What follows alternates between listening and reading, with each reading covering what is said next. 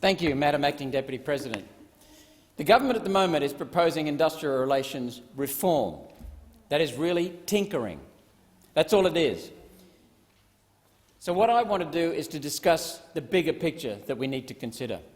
But first, let's look at the decline of our country. Look at the decline since 1944, the stealing of property rights from 1996 onwards, the destruction of the electricity sector, the guts of our manufacturing and agriculture, and yet the electricity prices at a time when other countries have been reducing their prices, Australian prices have doubled or even tripled. A taxation system that is counterproductive, the neglect of our water infrastructure, over-regulation that is decimating manufacturing and, in fact, all sectors, and especially small business, our biggest employers. And then we look at recent devastation from the COVID restrictions, or rather government restrictions imposed as a result of COVID.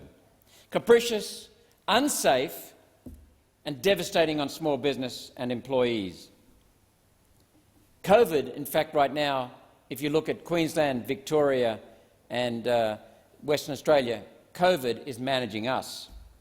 And pretty soon JobKeeper ends, in fact, at the end of next month. Then what will happen? So coming back to what we need, we will work with the government to fix a bad bill, its latest proposal. We will work with them in an attempt to do that. Now, our three aims guiding us are protecting honest workers, protecting small business and restoring Australia's productive capacity. To not just recover back to where we were last February, before the COVID restrictions from government, but back to where we were when we were at the top of the world, literally number one for per capita gross domestic product. These are the things, if I had a wish list, these are the things that would be on it, at least some of them. An inquiry into local government corruption in Queensland, right across the state. The waste of federal funding runs into the billions. The fraud, the extortion, the corruption, the threats, the intimidation. We will want to end that. I would look for a Commonwealth, I would wish for a Commonwealth Integrity Commission, especially when we've seen what's happened in this building learned of what's happened in this building during the last week. We need a proper corruption ending system in this parliament and this building. We need to restore integrity. We also need proper industrial relations reform, not the tinkering, not the increased complexity, not the abandonment of small business. We need proper reform that looks after all employers and employees, enables, first of all, employers and employees to restore their primary relationship without the IR club dipping into their pockets and putting handcuffs on them.